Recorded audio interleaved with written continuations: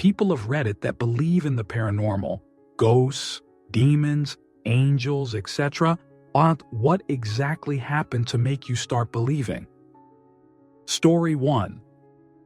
Okay, this happened when I was 6, and I am nearly 50 now, so my memory is a little hazy. I had a friend the same age as me called Kelly. We used to hang out together with other children who lived in our block and local area. One afternoon, Kelly knocked on my door. I answered, and she asked if I could go to the corner shop with her to get some bananas so that we could make a milkshake. Before I could answer, my stepmother called down the stairs to say I had to clean my room and was not going anywhere. Kelly kind of shrugged and said she was going anyway, and that was the last I saw of her. Early. Evening came and her mother had knocked on every door looking for her. All of the dads got together and went looking for her. It got later and later, and when I went to bed, she had still not been found. In the early hours of the morning, I heard a noise outside of my bedroom window, a kind of intermittent moaning. When I looked out, I saw a policeman was sat on the wall sobbing and being comforted by another policeman. I watched for a while and then went downstairs. My dad told me Kelly had been found dead in the cops in front of our block. I later found out Kelly had been taken down by one of the older boys who hung out with us. I had to give a statement as I had seen Kelly the day before. Later, police fed back that Kelly had been eliminated hours before she knocked on my door and that my recollection of events was impossible. The man who owned the corner shop said Kelly had never come in to buy bananas. I'm pretty sure the police thought I was lying and that my mother was either lying as well or mistaken about what she'd heard. From that time onwards, I have believed that Kelly came to visit one more time before she left for good. And since then, the idea of the paranormal has just seemed normal. Answer: the cop was outside wailing. God, you know what he's seen must have been awful. I'm so sorry you lost your friend, her poor parents, and how sad that it was another kid that did it. Are you sure the cops are right? Could they have been wrong? Have you ever thought about what would have happened if you did go with her? If the cops were wrong, you would have been with her, and either the boy might have left y'all alone or he could have eliminated you too. If the cops were right, then you would have been walking around town with a ghost and who knows what all would have happened. How crazy and so fudge sad, just wow. Story 2. My childhood home is haunted. Where my house is, there used to be another house. It burned down, and the father of the family who lived there died in the basement during the fire. The family sold the land and the house was cleared away and a new house built over the old basement. My grandmother, who lives in the same town, knows the family. Anyways, my parents bought the new house when I was a toddler, and we've lived there for 20 years. The ghost of the guy who died in the fire, named Charlie, lives in our house, and it's pretty obvious. My mom says that once when she and my dad were arguing, she took to the bedroom to cool off. She said, "Charlie, I wish you could knock some sense into him." Not 5 minutes later, my dad starts swearing from the living room. The shelves above his chair had fallen and knocked him in the head. They've never fallen before or since. Any animal we have, a couple dogs when I was a kid, my cat now, will stare down the hallway for long stretches of time, then go bananas chasing something from the living room at one end to the bedrooms at the other, like they're playing with someone. I personally have heard footsteps, big, heavy footsteps, like someone wearing work boots, walk up and down the hallway, especially at night. It scared me as a kid, but now I just take it as Charlie checking on our safety. My grandmother, while visiting us one time, woke up in the guest bedroom to a shadow man standing in the doorway. She hid under the blanket for a few minutes, then decided it was safe. When she came out of the blanket, the shadow man was at her bedside, leaning over her. She hid under the blanket again until she fell asleep. The most concrete evidence for me was the time Charlie scared something off. My bedroom was always the coldest room in the house, and often I felt uncomfortable in there, like I was sitting next to someone who disliked me. One day, I went to grab clothes for a shower and walked right into a wall of evil halfway down the hall. I can't describe it fully. Nothing looked different. I just felt like I had physically crossed a barrier into a force field of hatred. I knew without a doubt in my body that I was in danger, and without thinking, I hauled jerk to the opposite end of the house, to the kitchen. I stood at the stove, shaking. I was about 14. Afraid to look down the hallway in case I saw whatever was down there, but afraid that if I didn't look, it would sneak up on me. I eventually convinced myself that I was being a baby and started slowly through the dining room and towards the hall, afraid the entire time. All at once, I felt a strong breeze blow by my left side, going down the hall towards my room, like how it feels when someone runs by you and barely avoids running into you. And I thought for a second that I heard a man's voice. I continued down the hall, and I couldn't feel the evil anymore. I went into my room, and it felt lighter and more comfortable than it ever had in my life. I thanked Charlie, and from then on, I've never felt that uncomfortable feeling in my room. I think he protects it now. But yeah, growing up in a haunted house is pretty convincing, Emo. Answer: my grandmother, while visiting us one time, woke up in the guest bedroom to a shadow man standing in the doorway. She hid under the blanket for a few minutes, then decided it was safe. When she came out of the blanket, the shadow man was at her bedside, leaning over her. She hid under the blanket again until she fell asleep. I'm super late to this thread, but no. Story 3. When I was a kid, I had an imaginary friend called Mr. Johnson. I would talk to and play with him all day, and my parents mostly ignored it because it seemed harmless. Well, one day while my mom was out watering the yard, a neighbor walked by and started a conversation. He said he was surprised that she moved in there because it was supposedly haunted and that the previous tenant had died in the house. His name was Mr. Johnson. After that, my parents got really uncomfortable when I'd talk to my friend, and I eventually stopped interacting with him. I also have a very vivid memory of talking to something on a curtain rod in the same house.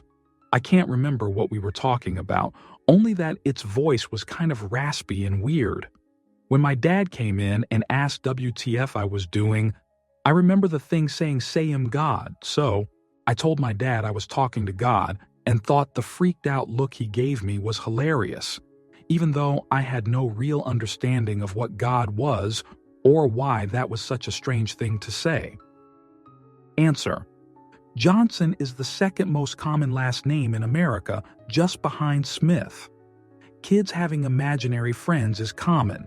A kid picking the second most common name possible for his imaginary friend and also happening to live in a house where a guy with that name died really isn't much of a coincidence.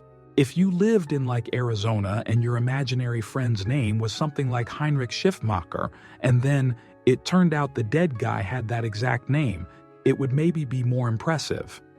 I'd still be inclined to give "kid heard the name somewhere" the edge of more probable than supernatural world confirmed, but it would be more impressive at least. Story 4. This just happened a couple days ago. I was never really a religious or spiritual person. I wouldn't say I'm a full-fledged atheist. Maybe I am, or was, but anyway, my wife passed away 9 days ago. She was always more spiritual than I was, and she had a flair for some of the more macabre things. So among her possessions, she had a deck of tarot cards. I had not seen this thing in years. It must have been tucked away somewhere, but our dog found it while I was out of the house, and when I came home there were cards everywhere. But the dog had only chewed up one card. All the others were intact. And it was so strange, and I had no clue what any of the cards are supposed to mean. So I Googled it. The one card our dog chewed up and left on display for me to find when I got home was called the 5 Cups.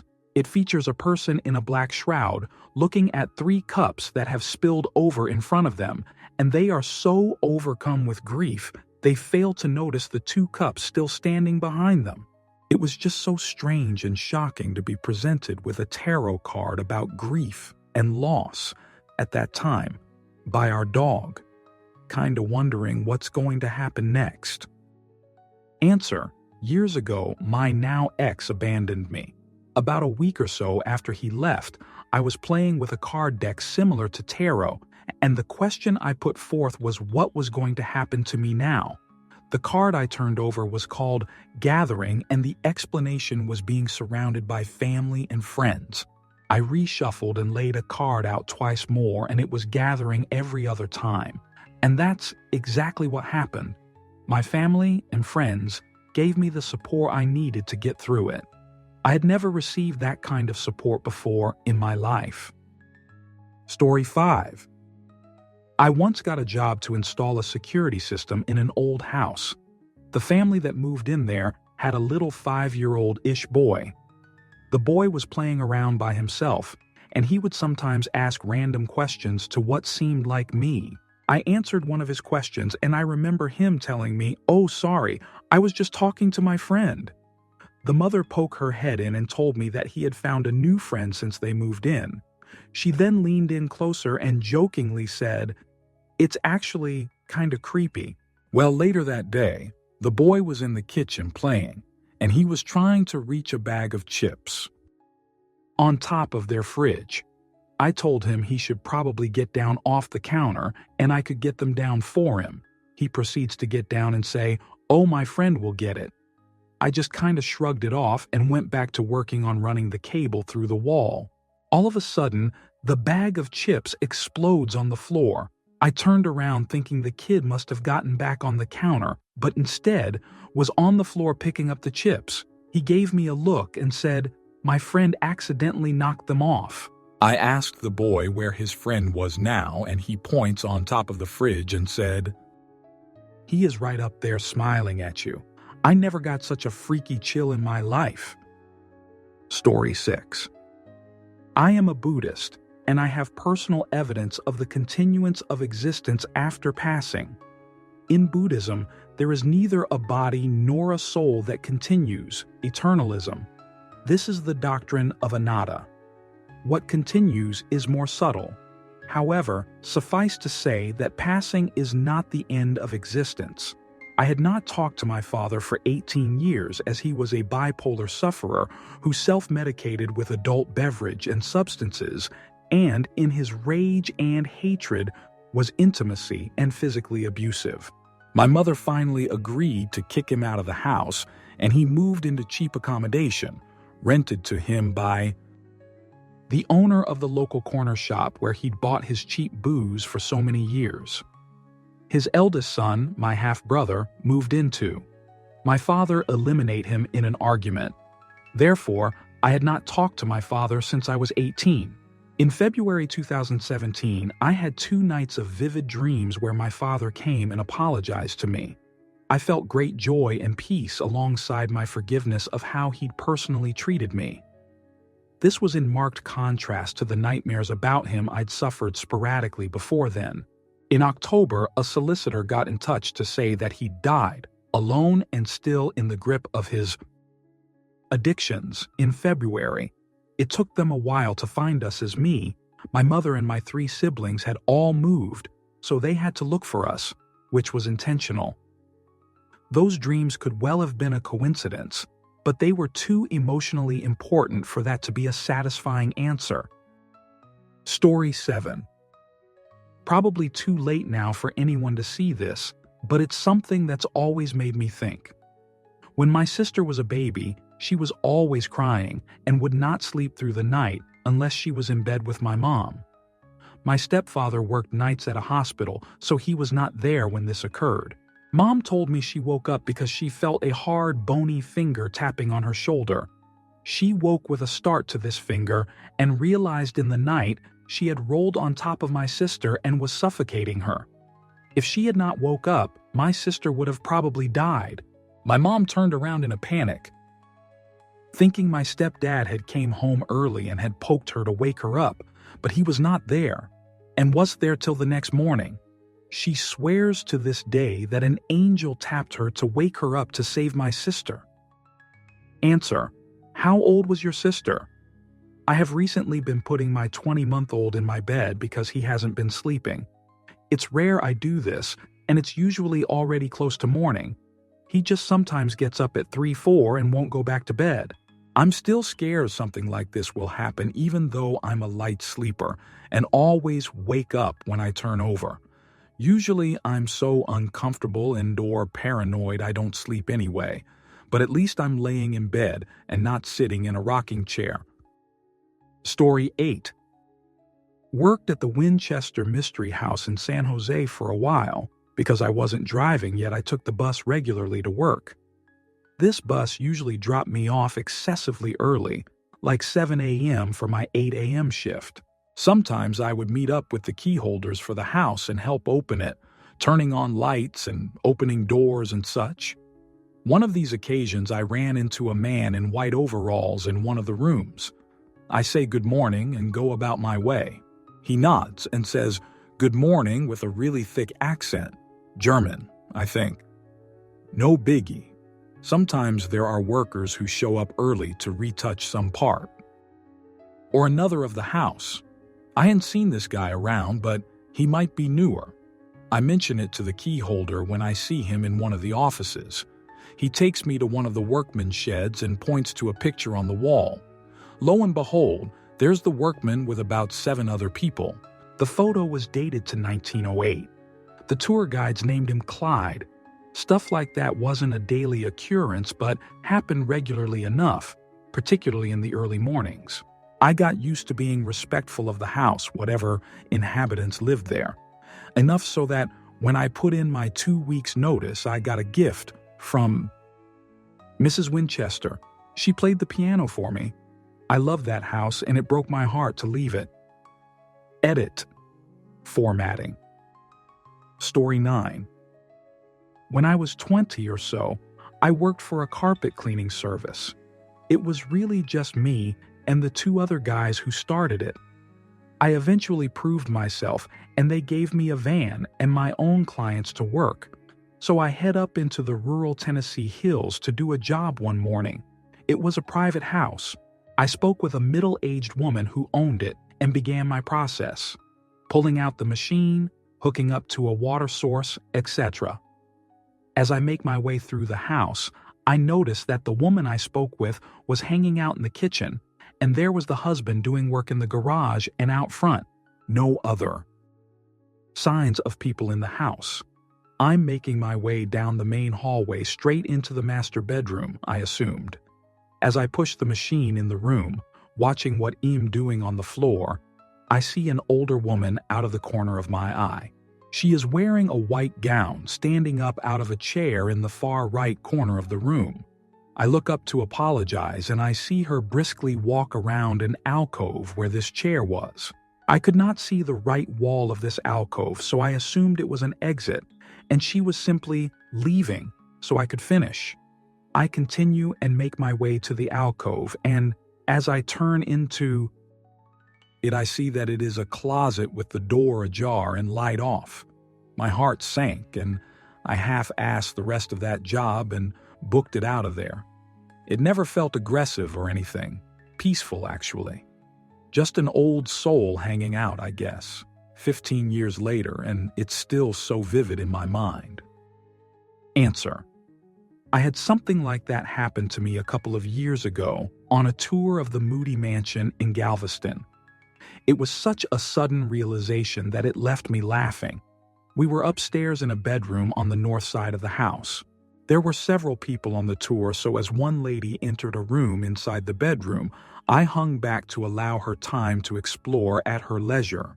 But as other people crowded behind me, I decided to just go in. And when I did, I realized the room was just a closet, and there was nowhere the lady could have gone. I turned around and walked back out and told my husband. He asked me to describe the lady, but I couldn't. All I could remember was that it was a lady, that she seemed pensive as she stepped into the room. I kept my eyes peeled for any other sightings of her, but saw nothing. My husband encouraged me to ask the tour guide, but I didn't want her to think I was kooky, so... Story 10. This is a little late, but the reason I believe in the supernatural is because of a traumatic experience as a kid. It was Easter Sunday, and my parents had set up an Easter egg hunt in the house for my brother and I. The eggs were all over the house, and my parents had put 1 coins in each of them, even in their bedroom, our bedrooms, bathrooms, etc. My parents put us on a timer and said anything we don't get after 30 minutes they would take back. My brother and I decided when the timer started, we would book it back to their bedroom because it was the furthest room from us, and we would work our way back. So my parents started the timer, and we ran up to their bedroom and into their bathroom. We scoured the shower, under the sink, etc. Then I shut the door because there's a shelf that's hidden behind it with it open. There was an egg there and we grabbed it, but the door locked behind us. My brother and I immediately panicked and tried to open the door and bang on it and started yelling that our parents were cheating and they had done it on purpose. We were just playing around, and it was all giggles and fun. Then the room started shaking. I immediately got freaked out. I was only 89 at the time. My brother was 56. He was just kind of confused on why it was shaking. The blinds in the bathroom were shaking, and the windows started flashing with really, really bright lights outside. I thought we were going to die. I started screaming and crying immediately and banging on the door for real now. And finally, after about 10 seconds, my thoughts turned to keeping my brother safe. I opened up the cabinet door and started trying to shove him in there, because I remembered my teacher telling us about getting something to protect our heads if we had an earthquake. There was a really loud noise outside, like a lot of wind, and this really deep noise like something coming towards us. My brother was too big to get fully in the cabinet, but I sat down against it to try and hold the door shut, and I covered my head and closed my eyes and thought we were going to die. Then the bathroom door opened and all of it stopped. My mom was looking super confused at me when I opened my eyes. I immediately jumped on her and hugged her and cried and yelling that it was an earthquake because that's the only explanation I had. My brother was stuck in the cabinet, and she immediately freaked out and yelled for my dad, and he ran upstairs. My mom sat me on my bed and got my brother out, and he was crying and scared too. I told her what happened. She probably would have thought I was nuts, but my brother confirmed the lights, the shaking, and the scary jerk noise. She and my dad had absolutely no explanation on this, and she said they didn't hear us or any noise. They only came upstairs because there was like 5 minutes left on the timer, and they thought something was wrong if we were still upstairs looking for eggs, or they would be nice and give us a hint to go downstairs. About a week later, I told my neighbor about it. He was one of my favorite people because he was super funny and let us ride our bikes up his big driveway. When I told him about it, he immediately looked freaked out. He said that a long time ago, probably about 10 years ago, there was a bad plane crash in that neighborhood. I rode my bike back home and told my mom. She freaked out too and looked it up, and it was true. Since then, I've believed in that shoot. Story 11. Was sitting on the couch downstairs and could hear someone walking loudly up the stairs. Problem is, the stairs were on the other side of the room from where I was hearing this. Sound was clear as day. I went upstairs, and as 21-year-old, I fell asleep on my parents' bedroom floor that night. It freaked me out so bad. Next morning, of course, my mom is asking WTF am I sleeping in their room? And I explain I heard the stomping up the stairs, but no stairs there. And her mouth gapped open. Darn it, the house hadn't been partially gutted and redone in 1989, 10 years before we moved in, and the stairs used to be exactly where I heard the stomping. I refused to believe my mom until we went upstairs, and sure enough, she showed me there was an indent in the ceiling, right where the wall partitioning the room from the stairs would have been. I never believed in anything like that before. I'm